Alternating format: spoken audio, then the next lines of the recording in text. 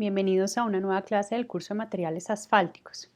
En los dos videos que vamos a tener hoy sobre el tema de construcción de curvas maestras, vamos a terminar dos conceptos importantes.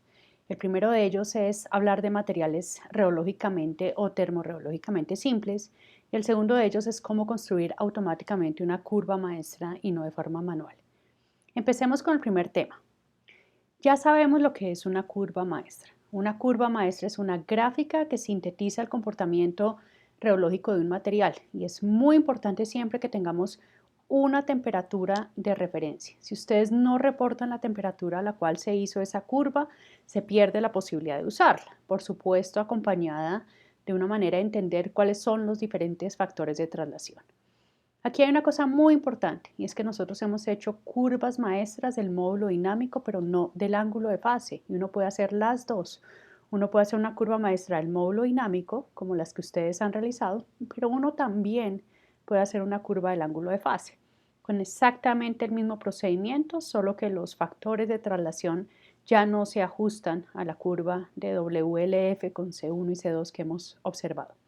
Pero lo interesante es que sintetiza el comportamiento viscoelástico del material, es decir, en una sola gráfica, para cualquier condición de temperatura y frecuencia de aplicación de carga a la que vaya a estar sometido el material, yo puedo calcular cuánto va a ser su rigidez y cómo va a ser su aporte o el aporte del material en términos de su componente viscosa y su componente elástica.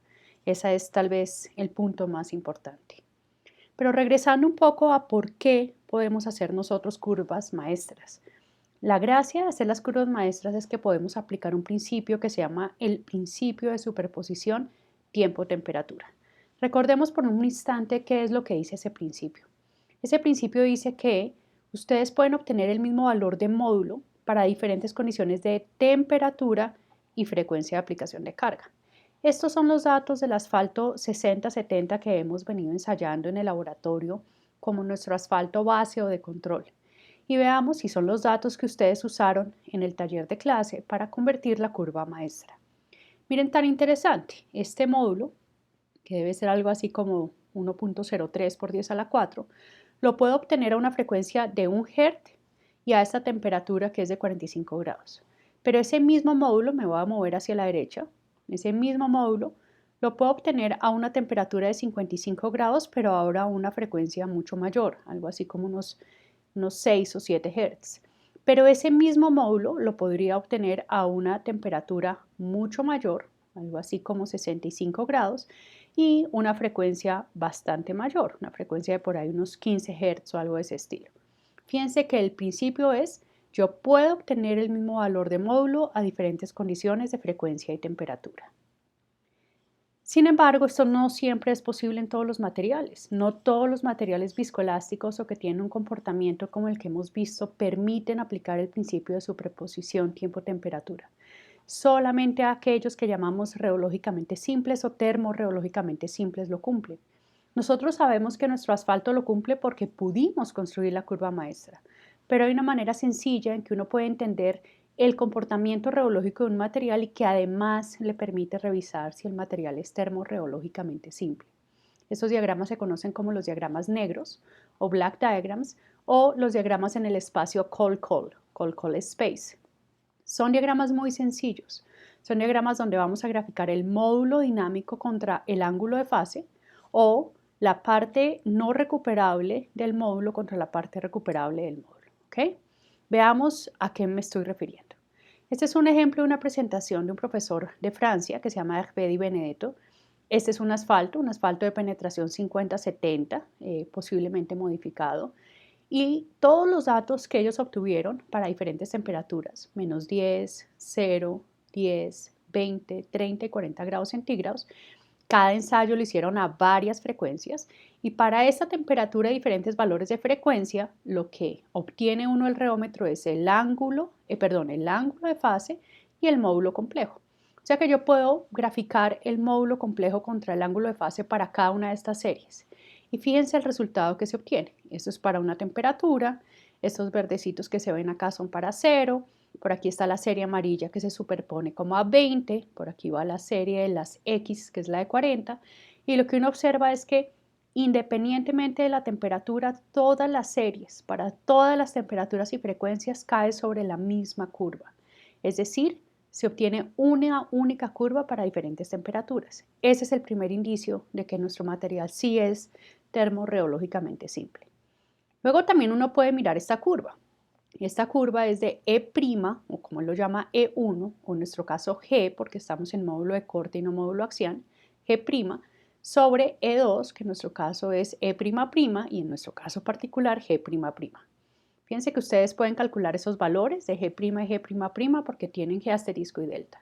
Y nuevamente, para los diferentes valores de temperatura, cada una de esas temperaturas yo tengo el valor de E' y E', o G' y G', para diferentes frecuencias y puedo graficarlo. Y lo que yo veo es que cuando lo grafico a menos 10 grados centígrados, o cuando lo grafico a 0 grados centígrados, o cuando lo grafico a cualquiera de las temperaturas, todas caen sobre esta línea que se ve aquí, que es la línea fucsia. Es decir, todas generan una única curva para diferentes temperaturas. Cuando eso ocurre, el material es termorreológicamente simple y respeta el principio de superposición tiempo-temperatura. Ese es, digamos, el punto importante. Por eso es que podemos aplicarlo. Naturalmente, uno de diferentes materiales, si ustedes obtienen esta curva y tengo otro material cuyo comportamiento está por aquí arriba, también puedo hacer análisis de cómo son esos dos materiales distintos en términos de su respuesta reológica, y es también un análisis válido porque fíjense que estos dos diagramas, tanto el cold como el black diagram, integran no solamente el módulo dinámico, sino también el ángulo de fase. Veámoslo para los ejemplos del asfalto de penetración 60-70 de Barranca que estamos usando como control este semestre. En clase hicimos el taller de hacer la curva maestra para diferentes valores de temperatura. Para cada temperatura teníamos diferentes frecuencias y obteníamos diferentes valores de módulo y de delta. Esto es a 35, esto es a 45 grados. Primera cosa lógica, a medida que la frecuencia aumenta, el módulo aumenta y el ángulo de fase disminuye. Eso lo sabemos. Segunda cosa, a 35 y a 45 grados. Yo esperaría que para la misma frecuencia de 1 Hz y de 1 Hz, el valor del módulo sea mayor a menor temperatura. Miremos a 35 grados, es 76.730, mientras que a 45 ya cago yo casi a 14.000. O sea que todo lo que estamos viendo es lógico. Muy bien, construyamos la gráfica del espacio negro. Vamos a graficar G asterisco contra el ángulo de fase para las diferentes temperaturas. Y lo que vemos es que, con excepción de esta gráfica que se nos está moviendo un poquito, todas las demás gráficas tienden a caer efectivamente sobre una línea que parece continua. Ese es el primer indicador de que nuestro material efectivamente es un material reológicamente simple. Un dato acá importante, uno debería hacer muchas más bajas temperaturas. Deberíamos estar haciendo 25, 15, 5 grados centígrados. No lo hicimos en este taller en particular porque para poder bajar la temperatura ustedes necesitan un mecanismo que el que nosotros usamos en el reómetro es nitrógeno líquido y del cual pues tenemos disponibilidad limitada, y para nuestros laboratorios es suficientemente válido hacerlos desde 35, pero en la realidad sí deberíamos tener temperaturas un poco más bajas. Muy bien, veamos ahora cómo haríamos el diagrama del space cold. Entonces necesitamos G' y G', pero los tenemos G' y G', porque tenemos G asterisco y tenemos delta. Y si ustedes recuerdan, si esto es G' y esto es G', y este vector que está acá, su magnitud es el módulo dinámico y tenemos el ángulo de fase, pues sabemos cómo calcular G' y G', porque pues es un triángulo rectángulo. G' es G asterisco por el coseno delta, G'' es G asterisco por el seno delta. O sea que para cada temperatura, para cada barrido de frecuencias, ustedes conocen G' y G'.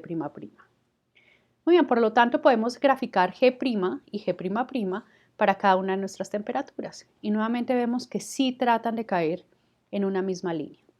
Vamos a hacer un zoom a esta parte de la curva y nuevamente vamos a ver que a 35 grados se nos desfasa un poquito, pero aún así pues uno ve la tendencia de una sola línea.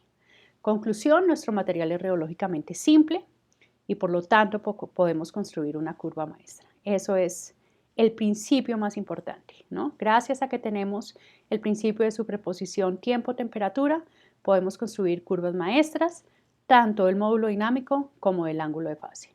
Y es exactamente lo que aprendimos a hacer. Corremos hacia una dirección o hacia la otra después de haber seleccionado una temperatura de referencia.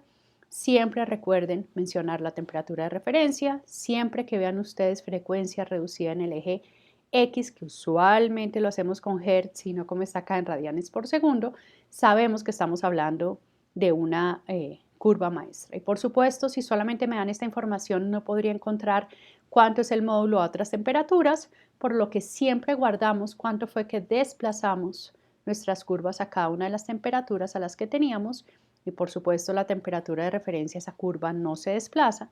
Guardamos los valores y casi siempre hacemos un ajuste con la ecuación WLF, que es Williams, Landell y Ferri, que son los autores, que básicamente es un ajuste, ¿no? Ellos demostraron que esa ecuación tiene un ajuste muy bueno, donde lo que debemos encontrar es C1 y C2 si ustedes ya son expertos.